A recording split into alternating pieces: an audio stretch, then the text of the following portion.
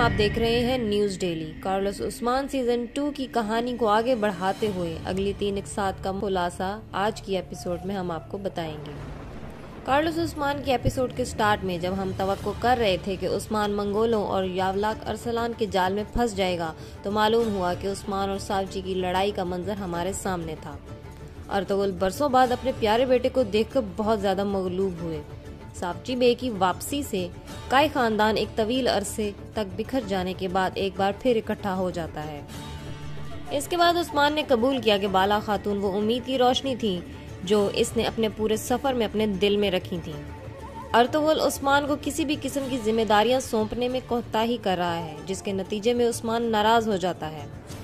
शेख अदब अली ने पहले भी नरम और सख्त दोनों तरह से उस्मान की इस सिफ्त को बयान करने की कोशिश की थी।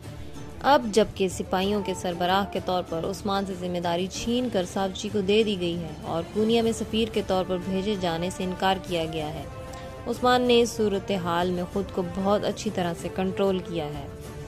अगरचे अर्तुगरुल इस वक्त मुशाहिदे के मूड में है, वो उस्मान की हर हरकत को बड़ी बसीरत से देख रहा है, ख्वाह कोई कबायली मसला ही क्यों ना हो।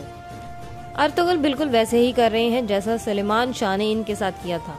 वो उस्मान के सब्र और सलाहियत का इम्तिहान ले रहे हैं। कहा जा सकता है कि उस्मान अपने वालिद के टेस्ट से गुजर रहे हैं। अर्तुगरुल ने कहा कि गुंदूज कुलुचा हिसार किले पर हुकूमत करेंगे। गुंदूज ने अपने वालिद की जिम्मेदारी कबूल की। अर्तुगरुल ने कहा है कि दुंदार सोगोत पर हुकूमत कर रहा है और ताउन की वजह से कबीले से किसी को सोगोत जाने का हुक्म नहीं दिया जा सकता। दूसरी जानिब सावची भी अपने वालिद को बताते हैं कि उसने सोगोत में जो कुछ भी हुआ इसका बदला ले लिया है। सावची भी अपने वालिद की तरफ से दिए गए काम के लिए तैयारी करता है और जाने से पहले अपनी बीवी लीना से बात करता है। अर्तुगरुल ने सावची से कहा कि इसे गिहातों को रोकने का रास्ता तलाश करना होगा। उस्मान ने अपने भाई सावची को मोहतात रहने को कहा और इसे गले लगा लिया। दुंदार भी नकोला से बात करने के लिए बाजंतीनी किले में जाता है। दुंदार का कहना है कि नकोला खतरनाक काम कर रहा है और तिजारती मुआहदे के बारे में बात करना चाहता है। जब उस्मान अपने भाई के पीछे जाने की कोशिश करता है तो सावची इसे देख लेता है और रोक देता है। सावची अपने भाई से पूछता है कि वो क्या कर रहा है। उस्मान अपने भाई को बताता है कि वो मदद करने को आया है और इसके साथ जाने की इजाजत मांगता है।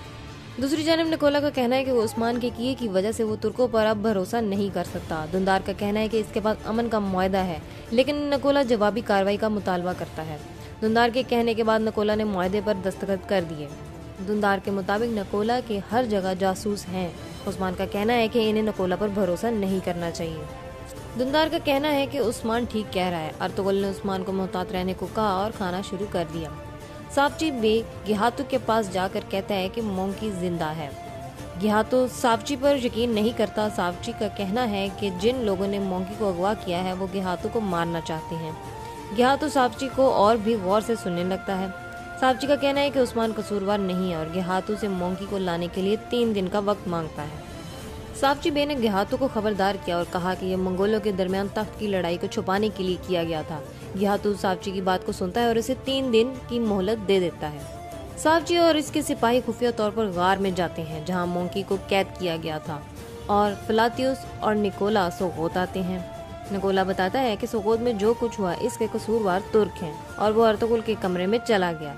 अर्तुगरुल का कहना है कि इन्हें मरने वाले बाजंतीनी फौजी का अफसोस है। जब निकोला कहता है कि गोगतुक को मरना होगा तो उतने में एक सिपाही अंदर आता है और बताता है कि गोगतुक फरार हो गया है। दूसरी जानिब गार में मोंकी डाकुओं से लड़ना बंद कर देता है और सावची के पेट में छुरा घोंप देता है। सब कुछ हकीकत में एक जाल साबित हुआ कि मोंकी को अगवा नहीं किया गया था। सावची यावलाक अरसलान के जाल में फंस गया है। यावलाक अरसलान और मोंकी खुश हैं कि इनका मंसूबा कामयाब हो गया है और वो मुस्तकबिल के बारे में गदाराना मंसूबे बनाते हैं। जब बोरान और गोगतुक जंगल में उस्मान का इंतजार कर रहे हैं, इतने में कामराल अब्दाल पहुंच गए।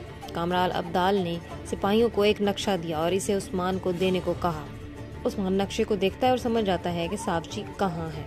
मोंकी ने सावची से सवाल करने की कोशिश की, लेकिन सावची इसके मंसूबे को समझ जाता है और कुछ नहीं बोलता।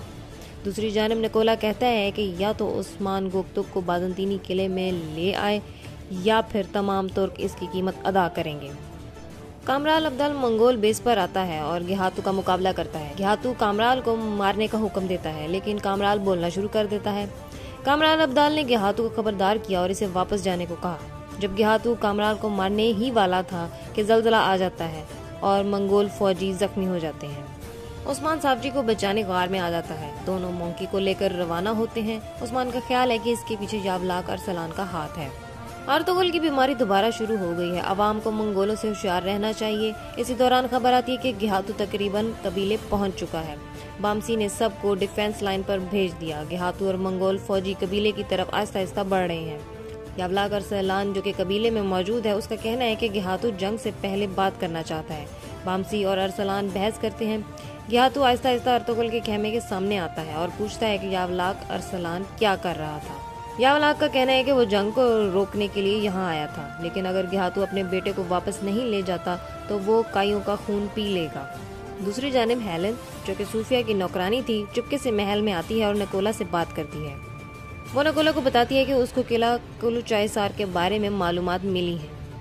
अगली किस्तों के बारे में जानने के लिए हमारे चैनल को सब्सक्राइब करें और बेल आइकन को प्रेस करें।